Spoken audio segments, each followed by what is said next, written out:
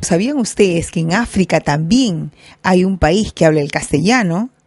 Pues sí, es Guinea Ecuatorial. Con nosotros está su embajador hablándonos acerca de su país. Es una oportunidad que me brinda Mundo Latino para poder expresar no solamente mi nombre como embajador, sino del gobierno de Guinea Ecuatorial, del jefe de Estado, del pueblo de Guinea Ecuatorial. Mi país se llama Guinea Ecuatorial.